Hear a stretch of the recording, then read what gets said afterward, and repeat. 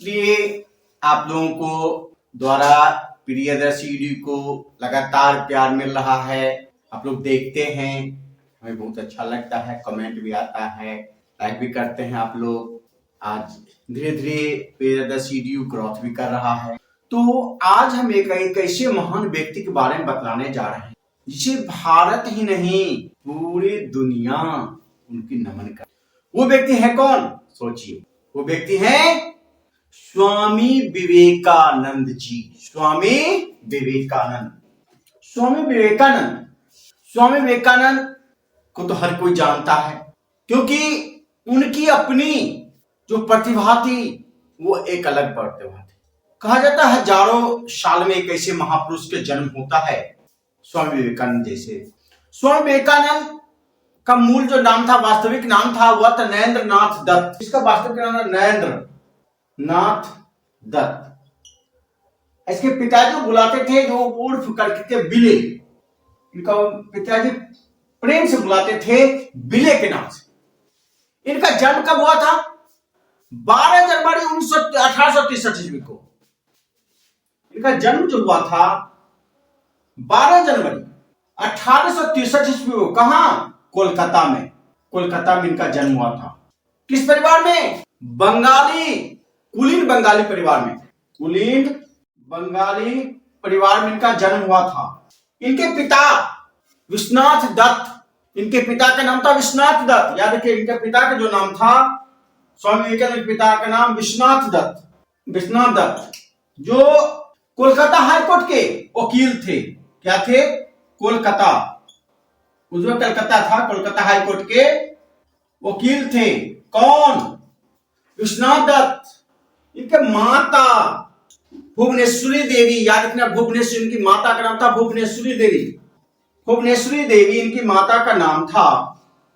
इनके माता का, स्वामी विवेकानंद के माता का नाम था भुवनेश्वरी देवी और पिता का नाम था विश्वनाथ दत्त, जो कोलकाता हाई कोर्ट के वकील थे। स्वामी विवेकानंद के जो परम गुरु थे वह थे रामकृष्ण परमहंस। इनके गुरु थे। किनके? स्वामी विवेकानंद के गुरु थे। अपन स्वामी विवेकानंद का जो नाम था वह रामकृष्ण परमहंस ही इनका नाम दिए थे। स्वामी विवेकानंद नाम दिए थे। स्वामी का लोगों को नाम दे दिया तो हम लोग उनको श्रद्धा के लिए उनको स्वामी विवेकानंद कहते हैं। तो विवेकानंद नाम जो दिए थे वह दिए थे रामकृष्ण परमहंस जी ने दिए थे। ये अपनी प्रतिभा, आध्यात्मिक कौशल और ज्ञान के बदौलत अमेरिका, इंग्लैंड, यूरोपीय देश, जापान आदि देशों का भ्रमण कर हिंदू धर्म अर्थात सनातन धर्म का प्रचार प्रसार बड़े पैमाने पर किए थे। कहा जाता है कि अमेरिका में होने वाले 1893 ईस्वी के, कब? 1893 ईस्वी के अमेरिका के शिकागो में विश्व धर्म सम्मेलन हुआ था, जिसमें स्वामी विवेकानंद भारत का प्रतिनिधित्व किए थे। कहा जाता है कि जब भारत की बारी आई तो वो आयोजनकर्ता, जो वहां के जो जज थे, उसने इनके नाम पर 0 दे दिया। बोर्ड पे लिखा 0। स्वामी विवेकानंद ने अपने संबोधन में, मतलब लोगों को कहे कि हम एक शब्द हमको बोलने दीजिए आयोजन का, ठीक है। उसने 0 पर बोलना स्टार्ट कर दिए और जिसके कारण उनका संबोधन जो था वह था प्यारे माता एवं बहनों।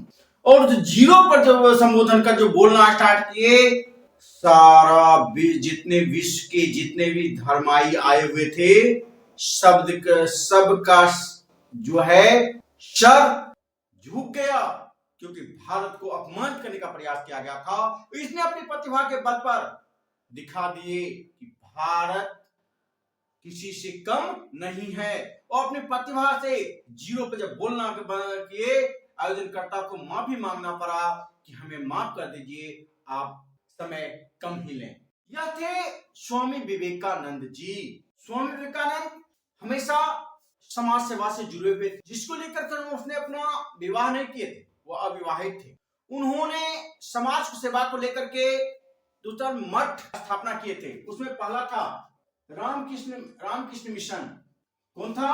रामकृष्ण मिशन, रामकृष्ण मठ। ये सब समाज सेवा से लेकर के संस्था की स्थापना। उसके बाद था वेदांत सोसाइटी। वेदांत सोसाइटी की स्थापना किए थे इस समाज सेवा को लेकर के।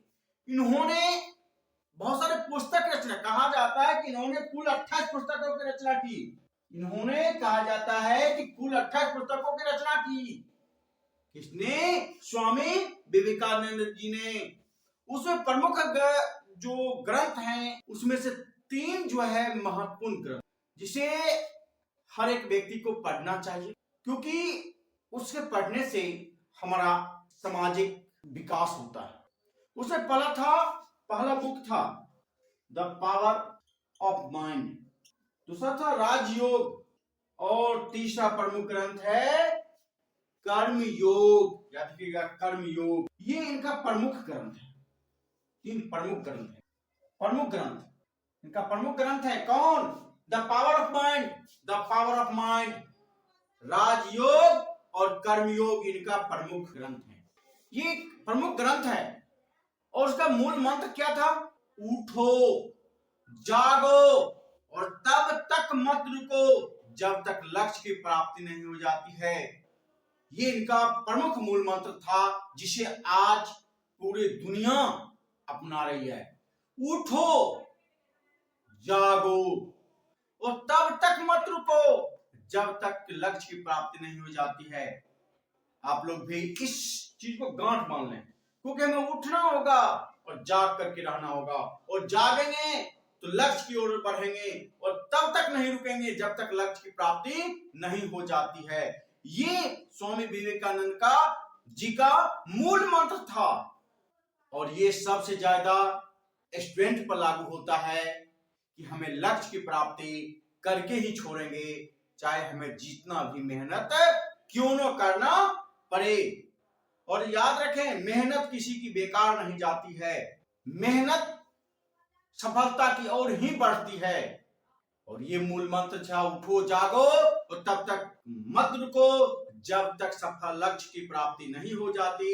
यही मूल मंत्र था हमारे महान दार्शनिक, समाजशास्त्री, समाज सेवक स्वामी विवेकानंद जी का।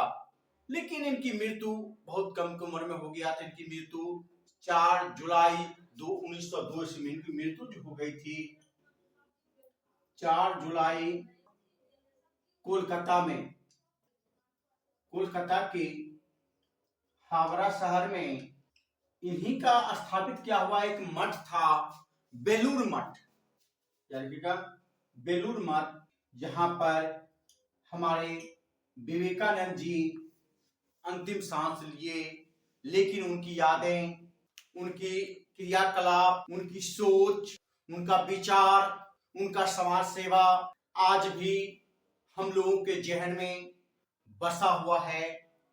ऐसे व्यक्ति को हम और हमारे भारतवासी सशक्त नमन करता है, क्योंकि इनकी जो बताई हुई बातें के लिए एक अलग मार्ग तय करता है और लक्ष्य की ओर बढ़ाता है। तो फिर एक बार स्वामी विवेकानंद जी को हम नमन करते हैं, और आप लोग प्रियदर्शी को अधिक से अधिक लाइक, शेयर और सब्सक्राइब करें। तो फिर मिलते हैं अगले वीडियो में। धन्यवाद।